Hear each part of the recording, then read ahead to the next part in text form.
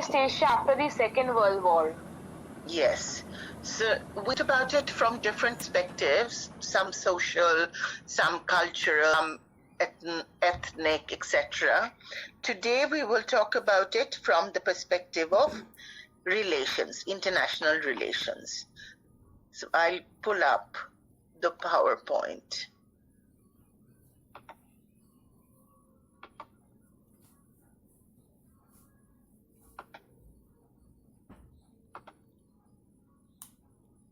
Can you see it? Yes, ma'am. Okay.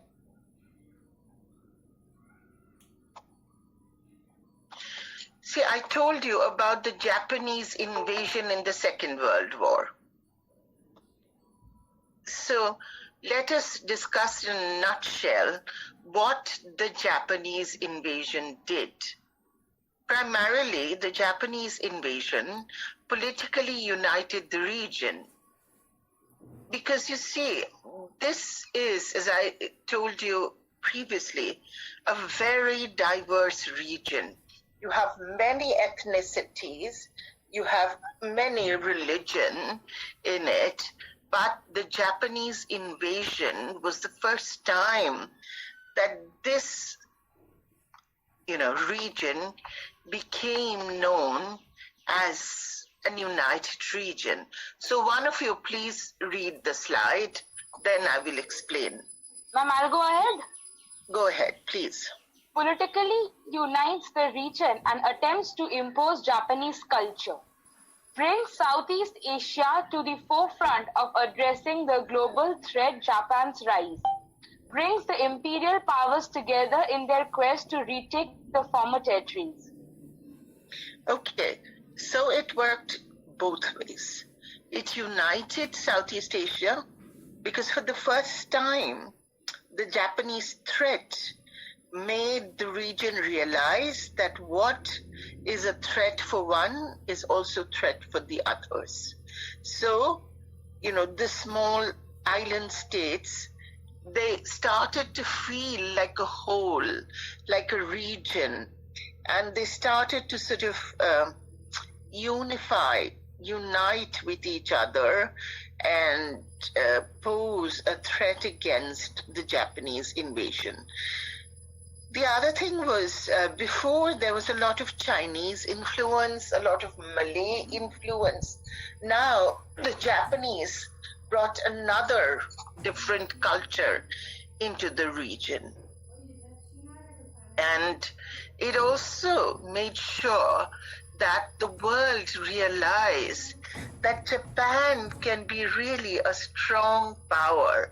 Before, Japan was just a small island, but only Korea and China were aware of the strength of Japan. But, for the other region, for United States, for example, the only realization came after Pearl Harbor, that Japan was willing to take on United States as a belligerent. And United States is a huge region. It's not even a country. It's like 3/4 of a continent almost, or maybe, half of a continent. But it was Japan that actually attacked United States. Before Japan attacked United States was not really very willing to sort of address or at least enter this war to any great extent. But it was Japan's handiwork that it brought United States actively into the war. Before this, United States was helping the Allies and, sending them arms, sending them money, etc., assistance and aid. But it was Japan who dragged United States into the Second World War. And it also brought in other powers together, like France, like England, Britain, so that they realized that Japan now is working like an instrument of the Axis power, which is Germany, Italy. So the allies also need to unite and free Southeast Asia from Japan. And also this whole notion of a domino theory that if one falls, the others will fall too, is something that comes out of this Japanese conquest. I just want to ask you all, what's your connectivity like? Is it okay? Because my connectivity has become very bad after the storm. So if I leave, if I'm thrown out, then I'll come back, okay? So just wait. বুঝতে পারছো তোমরা আমি কি বলছি? Yes, ma'am. আমার connection ভীষণ insecure, disconnected হয়ে যেতে পারি, হলে আমি চেষ্টা করে আবার ঢুকবো, ওকে? Okay, the Cold War এর সময় Southeast Asia, তাহলে in terms of international relations, what are the things that we have to follow? First is Vietnam War, the bombing of Cambodia and Laos, then war between Cambodia and Vietnam, then invasion of East Timor, and conflict between Indonesia and Malaysia.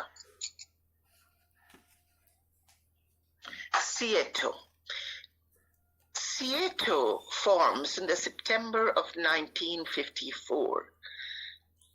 I already told you about the countries who were there: United States, France, Great Britain, New Zealand, Australia, the Philippines, Thailand, and Pakistan formed the Southeast Asia Treaty Organization, or SEATO. The other countries in the region expressed less interest and disbanded after the Vietnam War in 1977. So SEATO ends after the Vietnam War, but in the meantime, there is ASEAN that comes into effect, okay?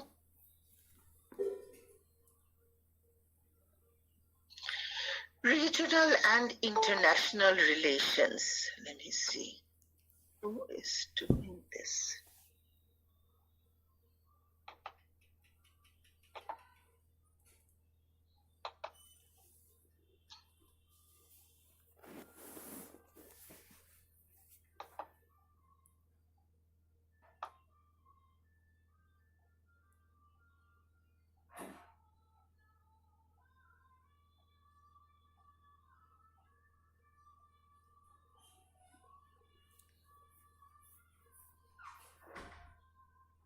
Allow somebody to come in, and then again I got disconnected. After this, nobody will be allowed. Oops.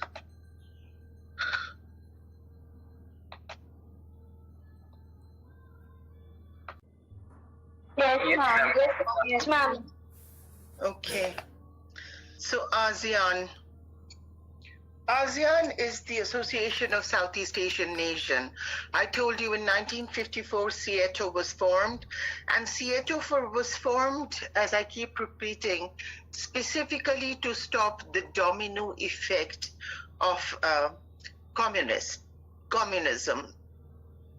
Because if you remember, the Korean War brought United States and Russia and China, not so much Russia, more China, because 1949 China had appeared on world stage.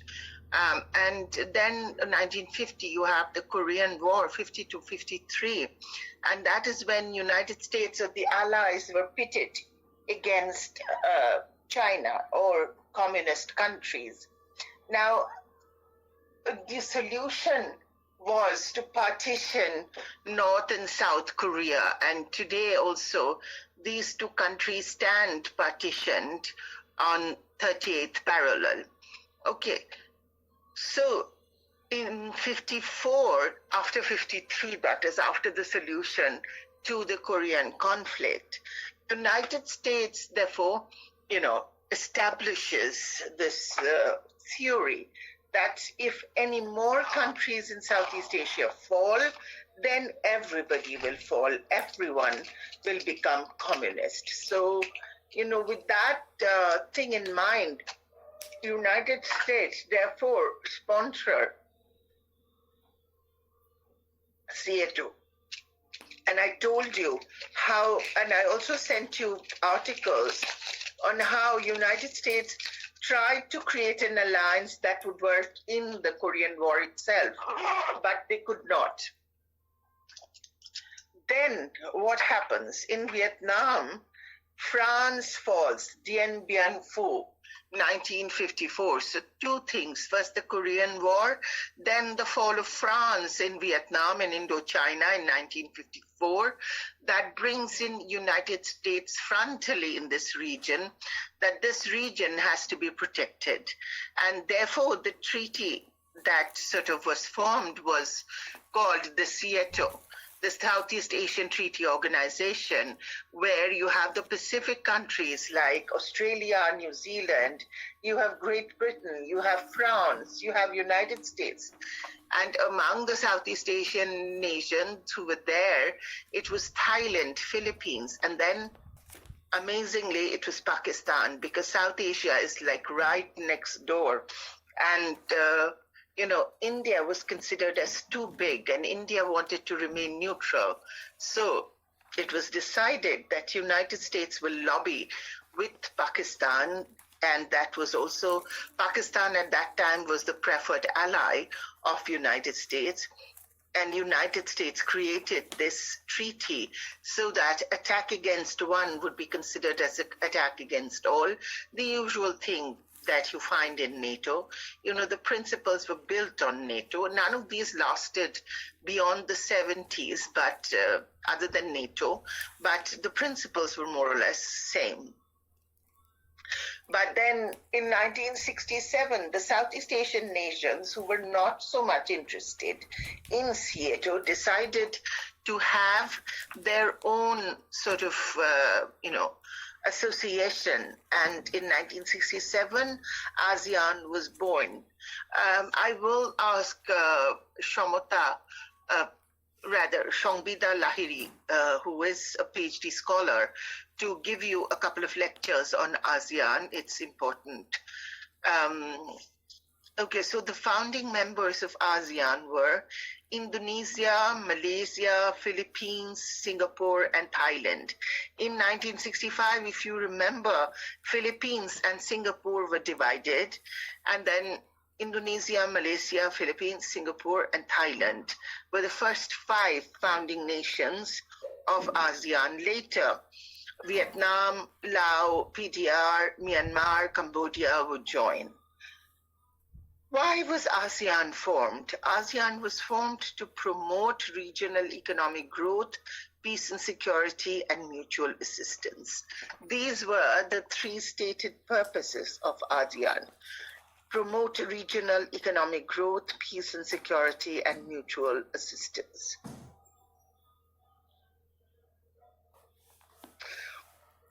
Okay, who will read it? Shall I read? Okay, go ahead.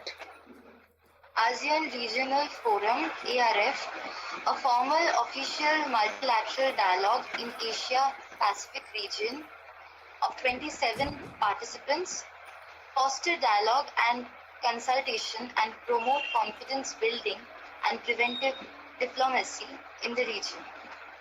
Okay, can you see the notes below? Yes, ma'am. Read that. The ASEAN Region Forum, ARF, is a formal, official, multilateral dialogue in Asia-Pacific region. As of July 2007, it is consisted of 27 participants. ARF objectives are to foster dialogue and consultation and promote confidence building and preventive diplomacy in the region. The ARF met for the first time in 1994. The current Participants in the ARF are as follows. All the ASEAN members, Australia, Bangladesh, Canada, the People's Republic of China, the European Union, India, Japan, North Korea, South Korea, Mongolia, New Zealand, Pakistan, Papua New Guinea. Papua New Guinea, Russia, East Timor, United States, and ma'am, I cannot see like it's. Yeah, I'll pull it.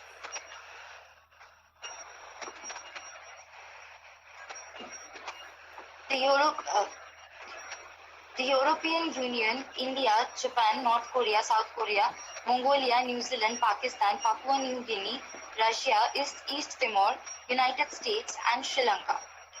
The Republic of China, also known as Taiwan, has been excluded since the establishment of the ARF, and issues regarding the Taiwan Strait are neither discussed at the ARF meetings nor stated in the ARF chairman's statements. Okay. So now you have an understanding of what the ARF is. If there's a short question, you can reply. Hello? Yes, no, maybe? Okay. Ma'am. No, ma'am. Why, Jaya? Ma'am, I said yes. Okay, I'm very sorry. Okay, now, who will read? Ma'am, shall I? Okay, go ahead. ASEAN Regional Forum, ARF. All the ASEAN members, Australia, Bangladesh, Canada, the People's Republic of China, the European Union, India, Japan, North Korea, South Korea, Mongolia, New Zealand, Pakistan, Papua New Guinea, Russia, East Timor, United States, and Sri Lanka. These are the countries that formed ARF, okay? Okay, go ahead. Go ahead, keep reading. Okay. Asia Pacific Economic Cooperation, established in 1989 by the Australian PM, opposed by a variety of groups who wanted a more Asian grouping, elevated in 1993 by President Clinton at the Blake Island Seattle Summit. Okay, so 1989, Australian Prime Minister established the Asia Pacific Economic Cooperation. So you see, instead of merely Southeast Asia, the diplomacy and the international relations is moving towards a bigger Asia. So after this, I will deal with this notion of Asianism, and you will therefore understand how this notion of Asianism is growing. And the Australian Prime Minister wanted an Asia-Pacific economic cooperation.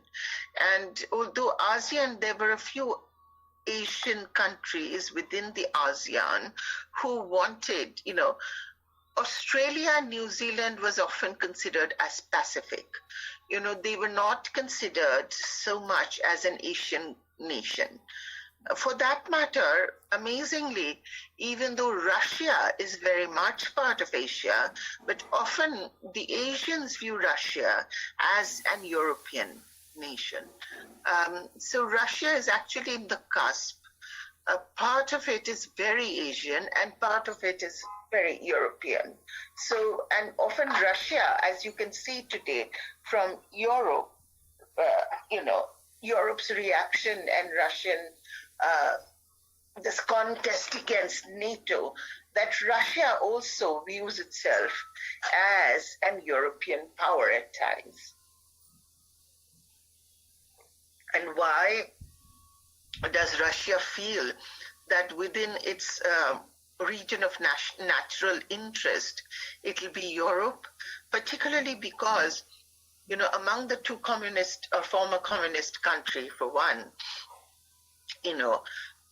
China was left as a country where it will impose its interest on Asia or parts of Pacific and Asia, and Russia will be left with Europe.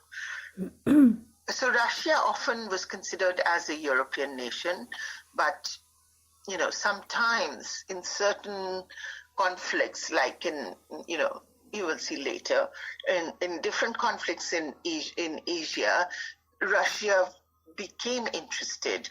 One of the very good examples of Russian interest in Asia was Afghanistan. Okay?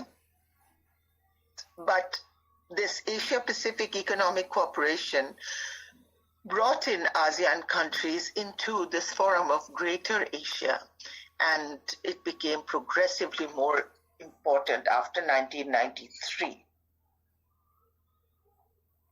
Look at the maps, look at the Pacific regional map.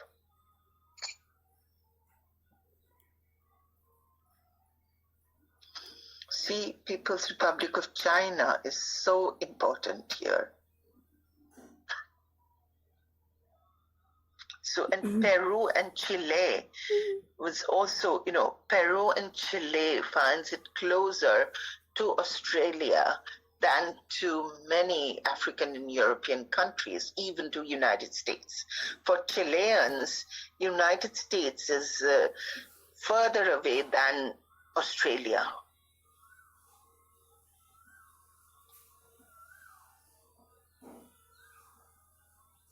Okay, who will read this? Madhuparna? Yes, ma'am. Do you want to read this? Yes. Go ahead. Realism is a real politics. A school Real of thought politics. that real politics. Okay. A school of thought that explains international relations in terms of power. The foundational principle of realism is dominance. Realism is Contrasted. contrasted with idealism, a school of thought that considers other factors than just raw power. Okay. This idea of realism goes way back to Thucydides, ancient Greece. During the Peloponnesian War, he gave a treatise on realism, which means that power dominates in international relations. Very simply, power dominates, and it is pitted against this theory of idealism. So these are the two major international relations theories that are active in the thinking of international relations in South and Southeast Asia. So, realism can be equated with realpolitik, that is realpolitik in certain ways, and it is dependent on the notion of power and how power dominates, and countries that are more powerful. And here we don't mean spiritual power, we literally mean muscle power. So countries which have more muscle power, which are more powerful, are considered as countries who would dominate in international relations in the sphere of raw politics. Okay, but the idealists feel that it's not always raw politics that dominates the political world or international politics. Sometimes there can be other factors like culture, like soft power, like for example now virtual power. You see, that is why a mighty country like China bans Google, or for that matter TikTok, because these are soft power things and they are considered as nefarious, as subversive. So there has been a lot of conflict between the idealist and the realist. So why was, what are the reasons for the formation of ASEAN? ASEAN was a collective way to counter China or other threats in the region. However, within the Southeast Asian countries, there were countries which were considered as more powerful. So there is this critique that these more powerful countries wanted to dominate the Southeast Asian politics, and that is why ASEAN was formed. But, there is another critique of ASEAN that it may be largely symbolic, and actually ASEAN has very little power or influence in the international system. But somehow ASEAN still works in the case of Southeast Asian countries. Liberal IR theory, again, is based on, part idealism, but liberal IR theory is also, we have to understand it in the backdrop of reciprocity. And, states often cooperate with each other than they go into conflict with each other. So contrary to what the realists say, the states are not always fighting with each other, but in the case of Ukraine and Russia, you have very much this IR theory of realism being reinforced, that the powerful will try to dominate the less powerful. But, the fact that Ukraine is still holding on is, again, maybe it's a testament to the liberal IR theory of reciprocity, or for that matter, idealism, etc., that even though it did not pull the NATO countries into war, but they supported Ukraine to such an extent that the might of Russia is being challenged by a very small country like Ukraine. So some people called ASEAN an Asian EU, European Union, because interests between states are often overlapping, and power is not a zero-sum game. It is a positive sum. So, power does not necessarily always lead to conflict. It can lead to cooperation. It can lead to regional security. And it makes good economic sense to be regionally secure, to help each other, and to promote cooperation.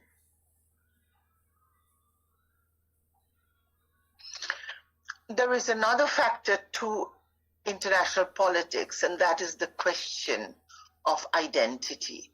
Identity has become a very, very important question in the world politics today.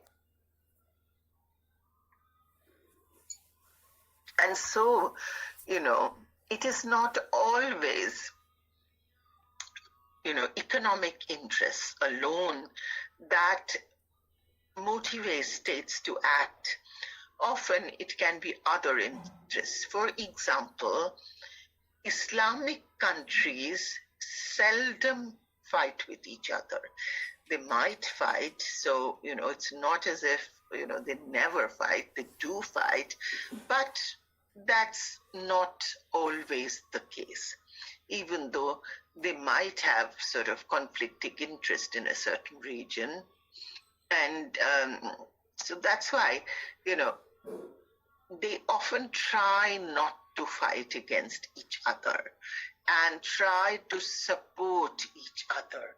For example, a lot of madrasas, for example, in Bangladesh or even in West Bengal, are supported by the Middle Eastern countries, what we call the petrol and the dollar countries, the petrodollar countries, that support, let's say, countries that it might not consider as its own sphere of influence, but these countries, by the virtue of being Islamic countries, can be supported.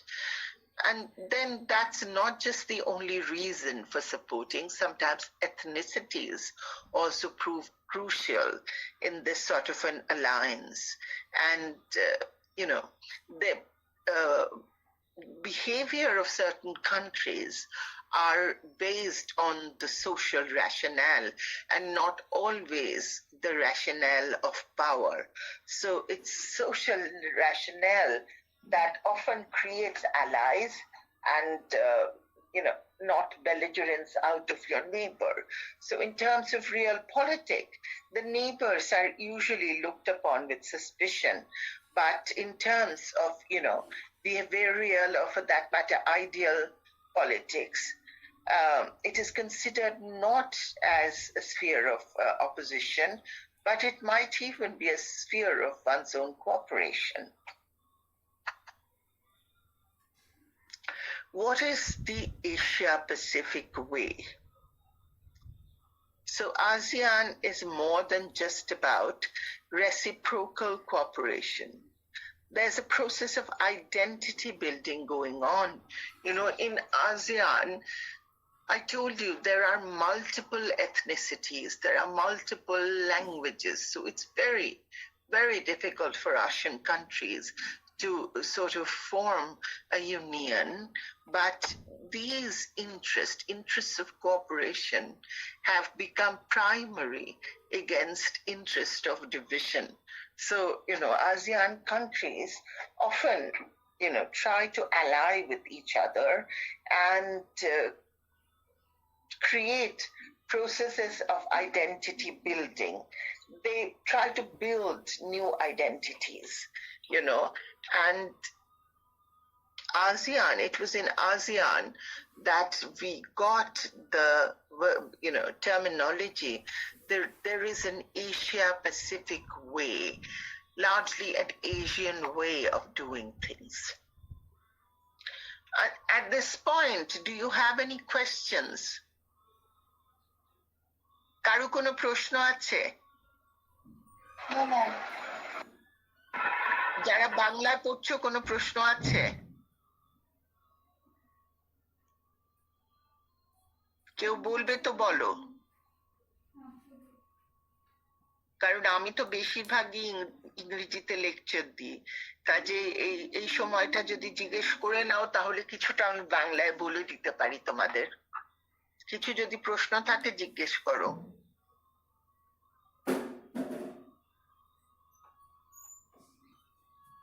শাশ্বত আছো?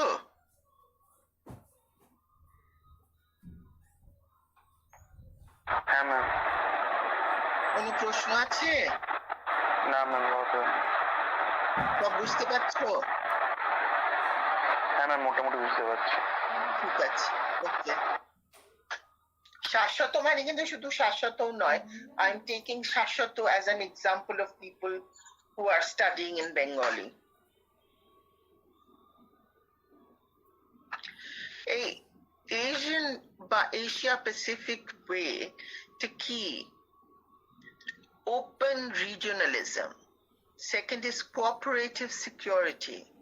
Third is soft regionalism. এই যে বলছিলাম soft power, soft regionalism, অর্থাৎ নেটোর মতো এরা কোনো এক সৈন্য রাখবে না, but they will have a soft sort of a relationship, a notion of a region, and also flexible consensus. Consensus doesn't have to be complete, it doesn't have to be belligerent. Either you are for me or you are against me. You can hold a middle ground in flexible consensus. So maybe non-aligned powers, they have at one point supported Vietnam against United States, but non-alignment, doesn't compel them to support Vietnam, but North Vietnam rather. But they did. So, there is this leeway in this sort of a union like ASEAN. If it was merely SEATO, they wouldn't have that option. But because of ASEAN, the Southeast Asian countries had the option of trying to sort of decide on what sort of a security arrangement they will have. So these are the 4 tenets. So আমি যদি বলি যে কোন 4টি চিন্তাধারার উপরে ASEAN established হয়েছিল তোমাদের তখন এটা লিখতে হবে open রিজিওনালিজম, cooperative security, soft regionalism, and flexible consensus.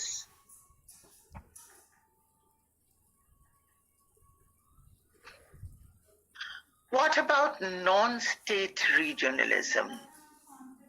ASEAN, ARF, APEC, etc. are all regional institutions that are run by and for the benefit of states, but they are not dominated or formed by any one particular state. So that way we can think of it as a non-state regionalism. They are run by state, but they're not dominated by any particular state.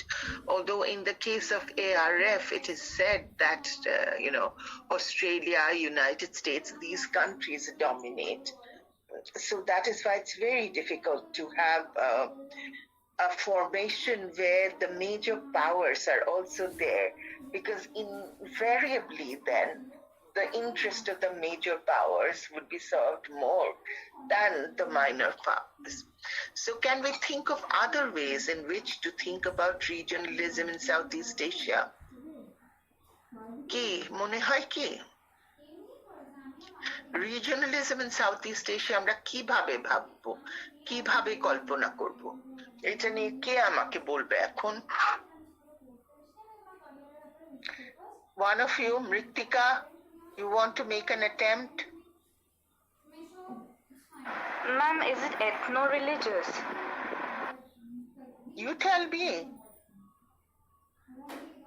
I actually don't have an idea. I just said it like Think that. about it. This is not cut and dry. That's why I raise questions. Ma'am, For you to think about. Yes, tell me. I'll try, I'm not sure. Maybe in terms of regionalism in Southeast Asia, we can look at the organizations like the Asia Pacific Economic Cooperation and the ASEAN, as well as the ARF. Okay. And how is that different from other regional corporations? Ma'am, in other regional cooperations, there is obligation on the members to protect each one of them. But as you said that in ASEAN, there is the leeway because the countries, they can decide as to what sort of security arrangement they are going to have. So this means that there is going to be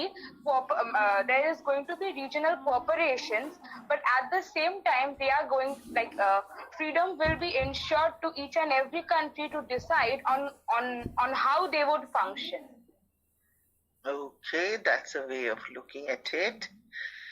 And what about regional ties based on faith? I was talking about the Islamic tie or Confucian ties among the Chinese. Do you think that is a way of secret regionalism? Ma'am, I think it can be termed as one. হ্যাঁ, এবার বাংলায় যে বলছো কেউ একটা আমায় বলো তো যে ধর্মের কি রোল সাউথ ইস্ট এশিয়ায়, সেটাকে কি আমরা রিজিওনাল নেটওয়ার্ক তৈরি করার পেছনে ধর্মের কোনো রোল দেখতে পাই? ইসলামই শুধু নয়, ইভেন কনফিউশিয়ানিজম, ইভেন হিন্দুইজম, এইগুলোরও কি কোনো রোল আমরা পাই? কেউ কি বলতে পারবে বাংলায় যারা পড়ছো?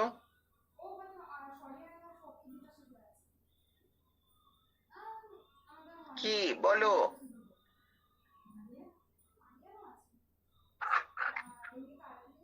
ভাবো, একটু ভেবে বলো, না হলে আমি লেকচার দিয়ে যাব, তোমরা শুনে যাবে তো বড় বোরিং হয়ে যাবে।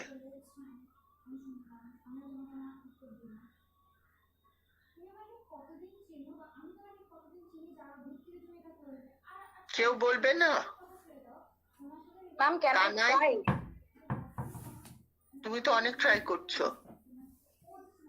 ম্যাম, আমি মনে করি কোথাও গিয়ে ধর্মের প্রভাব নিশ্চয়ই আমাদের রিজিয়নে আছে। কিরকম ভাবে বলো? একটা কমিউনিটি সেন্স তৈরি করে, যেটা সেই কমিউনিটি সেন্সের মধ্যে তার মানে এই ধর্মের আর কি বিলং করছিস, তার মধ্যে অন্য একটি অঞ্চলে বা দেশের আর কি একই ধর্ম অবলম্বনকারী যারা আর কি তারা একটা সেম মানে একত্ববোধ একটা তার ড্রেস আপ হোক বা তাদের চালচলন হোক বা ধর্মের যে সব ইগুলো আছে সেগুলোর মধ্যে দিয়ে আমরা একটা কমিউনিটি ফিলিং আসে, এইভাবে হতে পারে ma'am. I may be wrong. না, ডোন্ট থিঙ্ক ইউ রং। আর একটু ভাবো, ইকোনমির সাথে কিছু রিলেশনশিপ আছে কি? কি মনে হয়?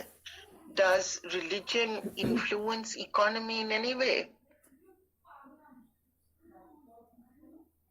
আমি তো এই দেখো, ঈদের আগে যে জাকাত ম্যাম একটা কথা বলবো। বলো। ম্যাম যেমন কোনো বৌদ্ধিক কোনো স্থান যেখানে বুদ্ধের কোনো মূর্তি আছে বা কোনো প্যাগোডা আছে, যেমন থেরাবাদা বুদ্ধিজমের সব থেকে বড় যে অংশ সেটা হচ্ছে ওই সাউথ ইস্ট এশিয়া। সেখানে সেখানে যে টুরিস্ট স্পট, এই টুরিস্ট গুলো মানে ওই ধর্মীয় স্থানে টুরিস্ট গুলো যখন টানে, সেটা একটা মানে ইকোনমিক একটা ফ্যাব্রিক দেয়। এরকম ভাবে তো Absolutely. Religious tourism is a huge thing.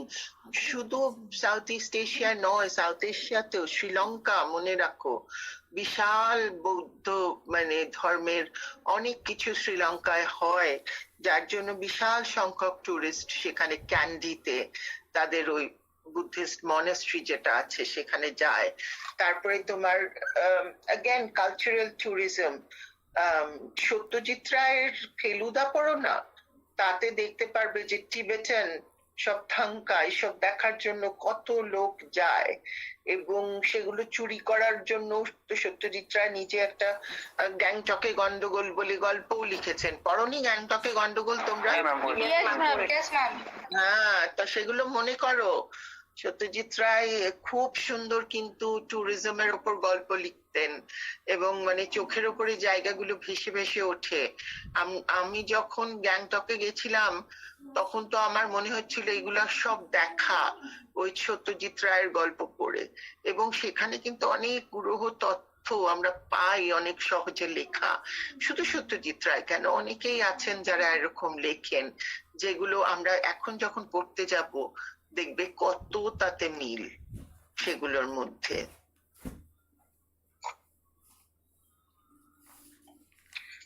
আচ্ছা, তাহলে একটু রিভিউ করি আমরা, what is south east Asia?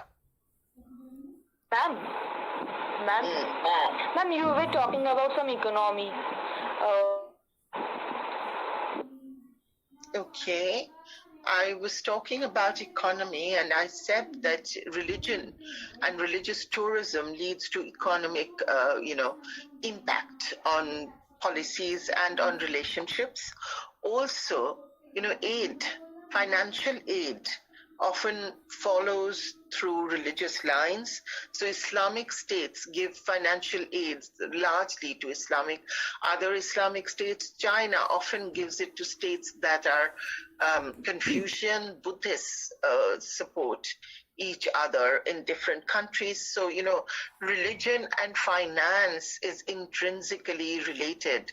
So, and then I brought up the example of Ray's Gangtoke Gondogol and talked about how Ray, in very simple terms and through a very, nice story, talks about smuggling of these artifacts has become such an important matter in the case of both South and Southeast Asia, and that can be considered as a non-traditional threat. Did you get it? Yes, ma'am. Thank you. Okay. তো এই চারটে জিনিস নিয়ে আমরা একটু review ভাবতে পারি।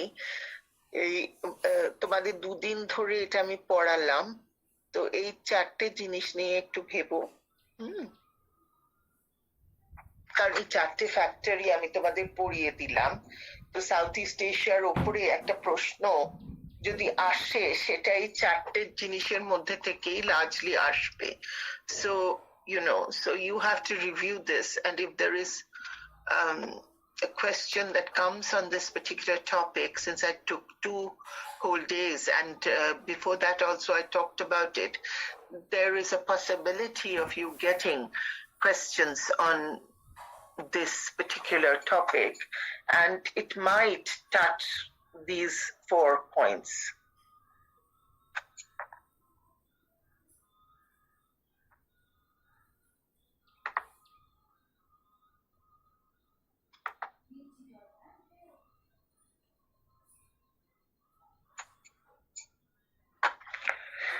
তো কারুর কিছু প্রশ্ন আছে আজকের যে পোর্শনটা আমরা পড়লাম তার থেকে? বস্মিতা, সোম, তুমি, পিয়াসা, তানিশা, তোমরা সব নতুন এসছো। The others know me for over a semester. তোমরা তো সবে দেখছো, তোমাদের কিছু প্রশ্ন আছে কি?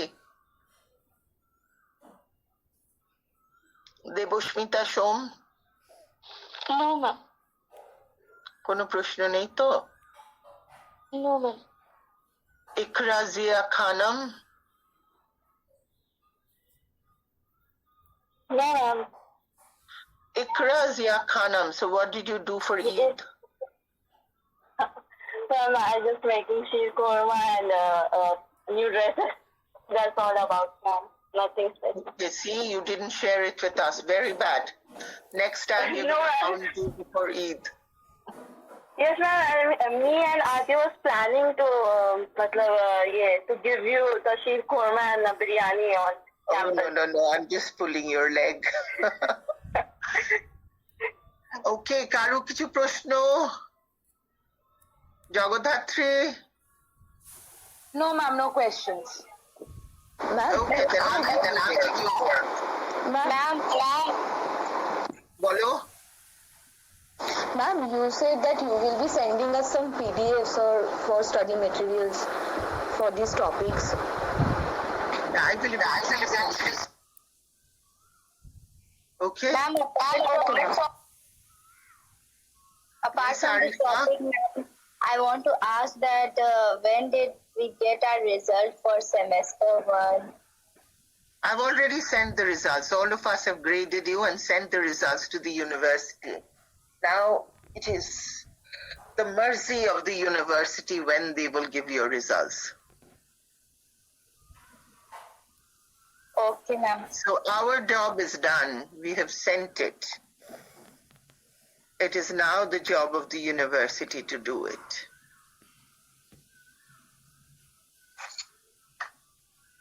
Okay, any other question? Ma'am, next week, do we have an online class or an offline class?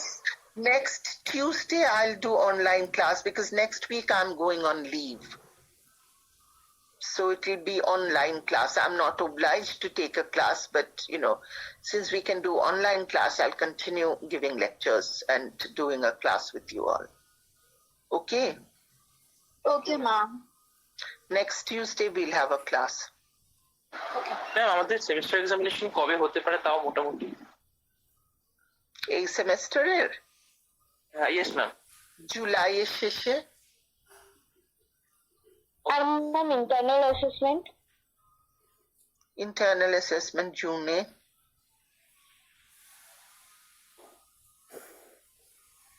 Ma'am এই সেমটাও কি আমাদের অনলাইনেই হবে না অফলাইনে এক্সাম হবে? অফলাইন। Okay ma'am. এই সেমেস্টারে সব exam offline, even IA will be offline. At least in my class, IA will be offline.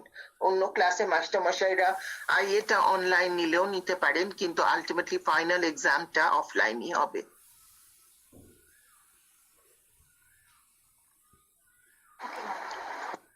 আচ্ছা জগদ্ধাত্রী, তুমি একটু সবাইকার নামটা প্লিজ আমাকে পাঠিও। তোমরা 35 জন আজকে এসছো। ম্যাম ওদেরকে জাস্ট বলুন একটু থাকতে, আমি জাস্ট তাহলে স্ক্রিনশটটা নিয়ে নেব।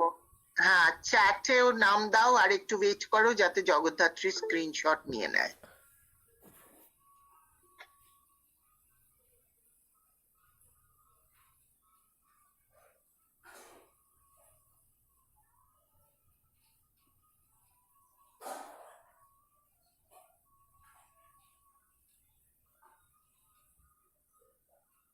মেল করে?